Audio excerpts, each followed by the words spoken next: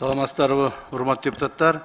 Бул маселе боюнча биздин Конституцияда жазылган, мыйзамдарда жазылган функционалдык өз милдеттерибиз бар, ошону аткарып атабыз. Анан эми биздин өмүрүбүзгө коркунуч келет экен, же болбосо жана башка ар түрдүү шылтоолор менен отурсак, анда мамлекет өзгөрүү болбойт. Мамлекетибизде эгерде ушуга чейин бизде мына демократиянын аралчасы деп айтып келсек, мындан ары Кудай кааласа мамлекетибизде мыйзамдуулуктун мындай бир жакшы жашоонун, жөнөкөй адамдар жакшы жашоосунун аралчасына айландырышыбыз керек да. Аны үчүн баардыгыбыз аракет кылып атабыз.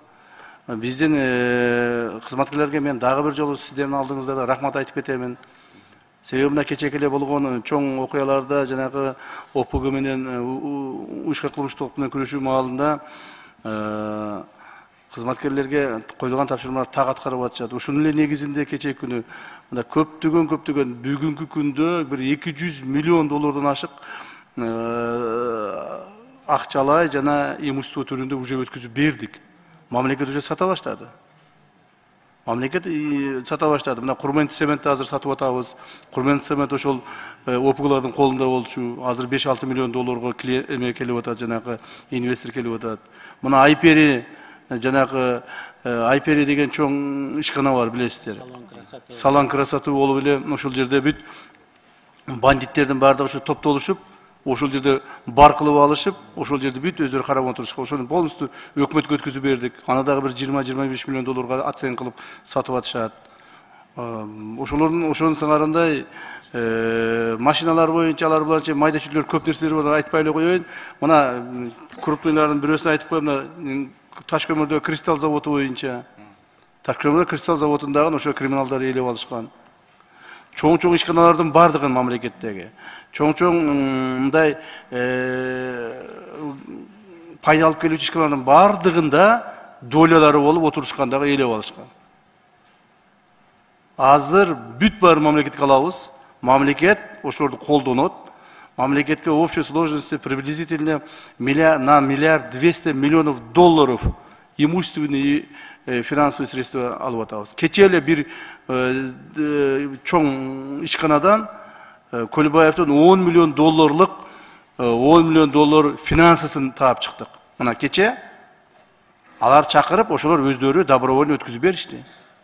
Нак акчасын. Буга чейин дагы бирөөсү 15 миллион доллар өткүзүп берди. Ага чейин дагы бирөөсү 10 миллион доллар өткүзүп берди. Бирөөсү 12 миллион долларды өткүзүп беришти. Бирөөсү мына азыр айтып атабыз 30 миллионду бересин деп атабыз. Ошол, то есть ушундай чоң ишканал, прибыльный ишканалардын бардыгында алардын долялары болушкан. Ушунун бардыгын ушул суммаларды айтса, кээ ойлоп калышы мүмкүн, муну ГКМнын жана кызматкерлери алып атабы башка. Жок, мунун бардыгы 1 сомуна чейин. 1 сомуна чейин биздин счетко түшөт, ГКМнын депозитин счетуна түшөт. Так, андан кийин президенттин указы менен президенттин став фондуна которулуп берет, же бюджетке которулуп берет. А дальше уже став фондтон президент распоряжение кылат, а бюджеттен болсо өкмөт распоряжение кылат. Ал эми өткүзүп берген имуществолордун түшкөн акчалар, аларды уже госимущество аркылуу өкмөткө түшөт дагы, бюджетке түшөт, ал жерден алар распоряжение кылышат. То есть биз ГКМБ ошол кабыл алган, өткүзүп алган имущество финансылардан 1 сом 1 тыйын распоряжение кылбайбыз. Өкмөткө өткүзүп берип эле арашоту менен отурабыз да. Бул бир жагынан жакшы болуп атат. Себеби биздин кызматкерлер дагы биз только ошол кылган ишибиз статистикага жооп беребиз, финансага жооп бербейбиз. Ал эми кызматкерлерденге мен ошо тапшырма берип атам, күндө сүйлөшөбүз, күнү түн иштеп атабыз. Кызматкерлерге койгон негизги талап ушул, урматтуу депутаттар. Кайтарылып алып аткан суммалардан ОПГ менен, коррупция менен, мамлекетти урдаганды кайтарып аткан суммалардан 1 сом акча же бир түймөсүнө тийбегиле деп атам. Бир топчусуна тийбегиле. Так? Кызматкерлер ошону аткарып атышат. Аткарып алган кызматкерлерди жумуштан алып атам. Ачык эле айтайын, мына кечээ эле күнү. Буквально кечээ күнү 3 кызматкерди жанагы по дискредитация жумуштан алдым. Себеби бирөөсү 28 000 доллар бирөөдөн взятка алып койгон, бирөөсү бирөөгө жардам берип Bir инвестордун $82.000 акчасын бирөөгө өткүзүп берип койгон. Үчөөнүн кызматын алдым. Бирөөнүн кызматын снимать эттим. Ошолорду башкарып турган менин бир замыма, начальник главного управления, начальник управления үчөөнү выговор бердим. Если в следующий раз еще кто-то будет этим заниматься, все будут снять с работы. Так? Очень строго отношусь к каждому человеку, к каждому сотруднику. Никто не может отойти от закона. То есть наша работа, наша жизнь, наши действия направлены только единственно куда? Во благо страны. Другого выхода у нас нету. И биздин сотрудниктер ошону туура түшүнүп атат. Айлыктарыбыз жакшы былтыр көтөрүлдү. Бирок биз азыр өкмөткө дагы сунуш берип атабыз, дагы жардам бериңиздер, көтөрүп бериңиздер. Биз айлыкты көтөрсөк, bir жылына бизге где-то бир, приблизительно айтам, мен анын точно айтпаймын силерге, естественно, 400 миллион сомдун тегерегинде акча кетет экен. Так?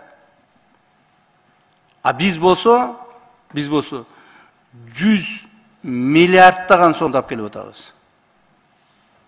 Урматтуу депутаттар, өзүңөр карап көргүлө, Кумтөр канча таап атат жылына? 3 жылда канча таапты? 3 жылда ГКМБдан бюджетке толукталган акчалар канча болду? Бул эмненин эмеси? Бул биздин бир жактан жакшы иштегенибиз, экинчи жактан бул мамлекетибиз ушунчалык жанагыдай коррупциялык, криминалдык, кландык, чириген системага айланып кеткен да. Ушул системаны биз тазалап чыгышыбыз керек. Мен муну айтып атам бардыгына. Өкмөттүн үздүн башчысы урматтуу Акылбек Сөнбековичке, урматтуу Садыр Кожоевич менен дагы сүйлөшүп атабыз. Мен айтып атам, мен 3 жылдан кийин мына Кудай буйруп дагы 3 жыл иштей турган болсом, 3 жылдан кийин мен ыйлабашым керек. Ошо маалда кылып калган эмес экенмин деп. Же болбосо менин бул кадрым бар, тиги кадрым бар, тиги кадрыма ишенип отурбашым керек. Мен мыйзамга ишенишим керек. 3 жылдан кийин мени мыйзам коргош керек. Мен эл алдында жүзүм жарык жүрүп, мени мыйзам коргоп жүрүшүм керек. Ар бирибиз ошондой болушубуз керек. Мурдагы бийликтер эмне болду? Мени тиги коргоп калат, бул премьерим коргоп калат, бул министрим коргоп калат деп жүрүп, мына системага тийбей жүрүшкөн. Биз ушул системаны, чириген системаны тазалайбыз деп кирдик. Мен жакында азыр дагы 3-4 күндөн кийин айтам, эми айта турган болсом, бир чоң система боюнча, мына сот жана адвокатура боюнча катуу иштерди азыр жүргүзөбүз. Мамлекетибизди бүт тазалашыбыз керек. Силер жардам бергиле, урматтуу депутаттар. Барын жеке жылдырып коелу. Жеке кызыкчылыкты, бизнести, акчаны мен үчүн эч нерсенин кереги жок. Мен ачык айтып коеюн. Мына бул реклама деген сөз эмес, бул же болбосо бирөөгө мактаныш эмес. Мен сотрудниктерим да барды билет, коом да жакшы билет, азыр мага эч нерсенин кереги жок. Байлыктын дагы, креслонун да башы, мага бир гана маселе. Мамлекетибизди таза, мыйзамдуу өлкөгө айлантып калышыбыз керек. У нас есть шанс, большой шанс бар. Так? Борьба с ОПГ еще жестче будет борьба. Вот мен ачык эле ушу трибунадан силерге дагы бир мисалды айтып коеюн. Мына бүгүн азыр Женганы алдырып атамын эмеден, тигел Оштон. Он при всех признавал тем, что он отказывается от воровской идеи. Нет, он не отказался. Бул экранга айтып коюп, он продолжает. Я сделаю так, что он не продолжал. Я сделаю так, что он никогда не стал дальше лидером ОПГ, что бы это ни стоило. И каждому это относится.